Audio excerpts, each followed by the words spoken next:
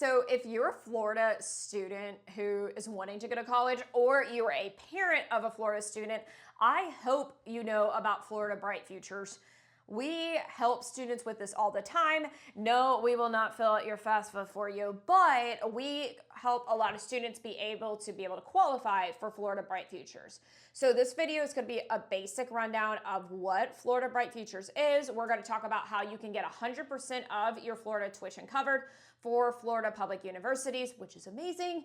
And also just some key things that students drop the ball on getting those requirements done and in time. Now, here's my disclaimer. I am not a licensed guidance counselor. Please always consult with a licensed guidance counselor and the Florida Bright Future Scholarship, but I do hope you find this video helpful and informative.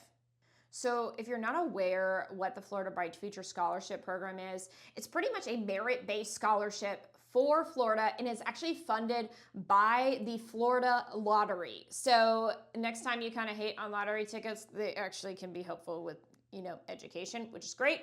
And this is also administered by the Florida Department of Education. It has been around for a long time, and the whole goal of this is one, to reward students who are doing well in high school and encourage them to attend college in the state of Florida. That is actually Florida's big goal. They are pushing some legislation right now that will actually affect this, but that's kind of outside of this video. But in general, you kind of have two tiers. The top one is going to be the Florida Academic Scholars. This is 100% of tuition for Florida public colleges. And I've heard some private ones will also honor some of this money too, which is fantastic. And then the Florida Medallion Scholars, the FMS, is about 75% of the tuition. It is much more attainable, but 75% is pretty great. And this is something that most students in Florida strive to achieve, no matter if they're going to a community college. As long as it's public, you can get this money. Okay, so if you're wondering how you qualify for Bright Futures, this is going to be spoken to more of the public school students. There is ways you can get Bright Futures as homeschool. I would just consult your homeschooling liaisons or one of the homeschooling websites to best plan this. So that being said, here is some of the requirements, and some are really easy. The first one is you got to be a Florida resident. The second is to graduate from a Florida high school.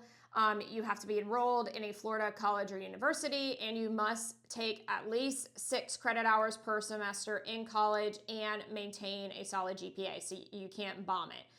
Now, how do you first get this money? A lot of these applications are going to be done senior year, especially in the spring or even in the summer of your senior year. But you actually have what's unique until the August 1st, as of right now, of after you graduated to get all these requirements, especially for the SAT and the ACT. So for the Florida Academic Scholars, and we'll pop it up on the screen, there is just a couple of nitty-gritty requirements. One, you need a 3.5 weighted GPA, so that can be edited with AP and honors classes. You need to have 100 volunteer hours. Your SAT score needs to be a 1330, or your ACT score needs to be a 29. And the good news with that is those are super scored.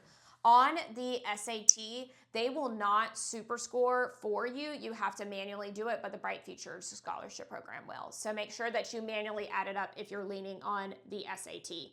I work with a lot of seniors over the summer who are trying to get these last minute Bright Futures requirements. We do it all the time. And it can be literally down to the wire for that August 1st deadline. Now for the Florida Medallion Scholarship is a little bit easier, and this is always my first goal when I work with students or when someone on my team works with students, is they need a 3.0 weighted GPA. And that's normally pretty attainable. Their SAT score needs to be an 1190, and that is super scored.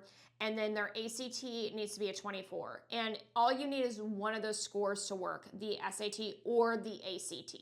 And one thing to note, and I get this asked a lot with the ACT, is right now, you can do super scoring with science for the Bright Futures, but also it can be completely ignored. Most of the kids I work with, I'm just saying to ignore the science and really focus in hard on the other 3 sections.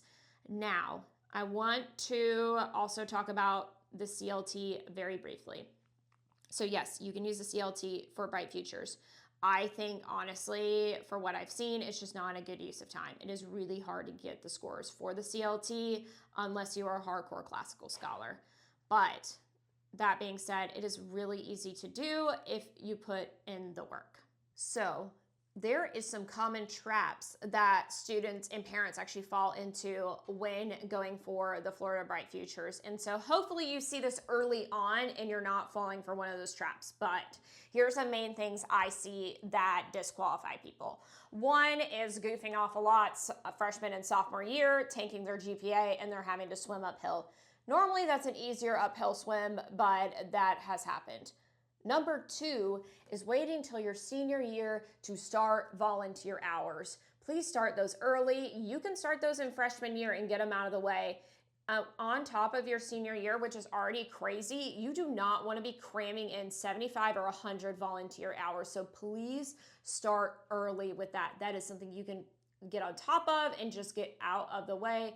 It's also really good for you on a bias note to be able to pour into your community. I think it's a great character builder.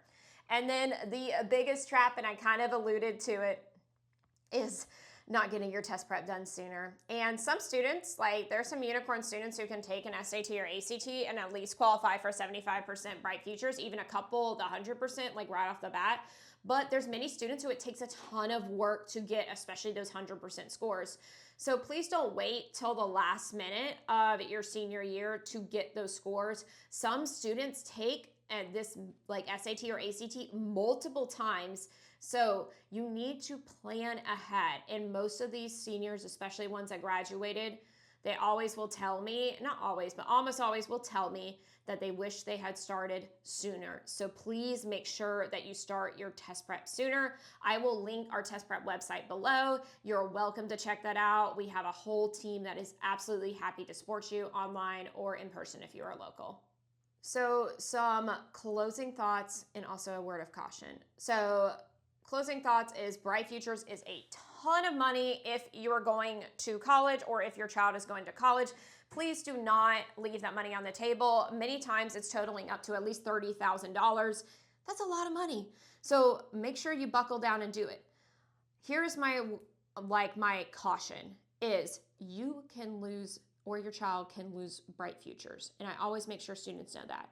It's very simple how you can lose it, and it does change, so just double check the requirements, but they have to maintain a solid GPA in college. So my word of caution is make sure if you get Bright Futures that your child knows that you gotta still put the work in college. You can lose that money. So please be cautious of that. That being said, Florida actually has a ton of other scholarship programs. This one is the biggest, but there's tons out there for either like you've got ones for military, you've got ones for teacher, you've got ones that are state college focused.